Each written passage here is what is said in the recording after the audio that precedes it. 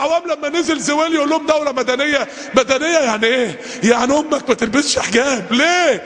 انا طب ما انت قلتش مراتي ده حتى يا حبيبي، لان ده هيفرق بين المسلمة والنصرانية. احنا عايزين دولة لا تفرقة فيه، عايزين دولة ليبرالية. يعني ايه ليبرالية يا بردعي؟ يا ايها الليبرالي اللي بنتك متجوزة نصراني كافر، اللي بنتك المسلمة متجوزة نصراني لانها ليبرالية غير اسلامية، انما حضرتك ليبرالي اسلامي. يعني ايه ليبرالية؟ ليبرالية يعني اي حكم يحكمنا الا الاسلام.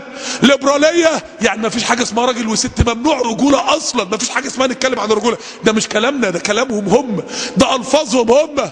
ليبراليه يعني في الاقتصاد اي مصدر تكسب منه فلوس اكسبها، واي حاجه عايز تصرف منها الفلوس اصرفها. يعني حريه. ليبراليه يعني ما تقوليش ابن تيميه وابن القيم يا حبيبي، ما تقوليش الائمه الاربعه ماليش دعوه. ليه يا حبيبي؟ لان الليبراليه معناها ان انا افهم النصوص بدماغي، ما فيش اي قيود، ما فيش اي. ليبراليه يعني ضد العبوديه لله. شوفوا يعني ايه عبوديه لله واسلام لله. الليبراليه هي اكتر نظام ضد الاسلام لله وضد العبوديه لله. الناس دلوقتي لو طلع لها اي واحد ظريف لطيف، ايوه يا عم تعالى هات الراجل الطيب بتاع هيئه الطاقه الذريه اللي ضيع العراق ده، هاتوه يحكمنا يا جماعه. او الشاب المخترع بتاع الفيمتو سكند ده زويل اللي بيقول عايزين دوله علمانيه لا دينيه، ده هاتوه يا جماعه يحكمنا يا جماعه. هاتوا يا جماعه الناس الظريفه دي. ما هو الشعب ما هوش عارف حاجه. امال الاسلام بيقول لك ايه؟ الاسلام شفتوا النظام الامريكا؟ امريكا ما يقول لك ما فيش حاجه اسمها ان الشعب ينتخب الاول للي تبع الانتخابات الاخيره او اللي قبلها او يقول لك ما فيش حاجه اسمها الشعب ينتخب الاول. ليه يا عم؟ ده انتوا امريكان وبتقولوا الحريه. يقول لك لا، اصل الشعب ما يقدرش يبقى اول مرحله الاولى في الانتخابات، الشعب هو المرحله الثانيه. امال ايه المرحله الاولى؟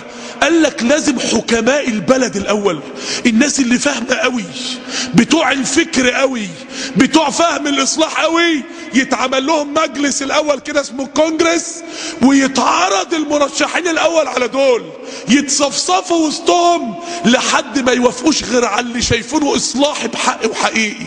صفصفناها على 2 نقوم منزلين انتوا رضيتوا يا كونجرس يا حكماء البلد ان الاثنين دول اي واحد فيهم يحكم؟ انتوا مش زعلانين؟ انتوا شايفين البلد مش هتضيع؟ نزلوه للشعب بقى ينتخب، نزلوه بقى يا شعب انت تختار مين، عايزين فلان او عايزين علان. ده النظام الامريكي. لما عمر بن الخطاب جاء ليموت عين 6، ثم عرضوا على حاجة عندنا اسمها اهل الحل والعقد.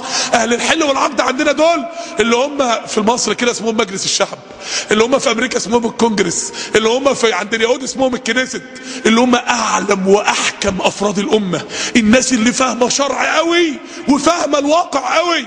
الناس دي الاول يعرض عليها انتوا ترضوا من 500 واحد اللي كل واحد طلع يقول انتخبوني تجدوني، ده ترضوا بمين من دول؟ او انتوا ترشحوا اصلا مين من دول؟ احنا راضينا للامه فلان وفلان او فلان او فلان او فلان. رضيتوا دول؟ ايها الشعب تعالى انتخب بقى. انما لو من نقل الشعب على طول ممكن واحد كافر ياخد الحكم، ودي المصيبه اللي ايران دلوقتي مش عارفه تلمها، لانه غباء، لانه بيطبقوا جزء، لانهم منكرين معظم السنه، فمش قادرين يلموا الشريعه الاسلاميه، مش عارفين يجمعوا الشريعه الاسلاميه، قاعدين يرقعوا ياخدوا حته من اوروبا على حته، مش عارفين.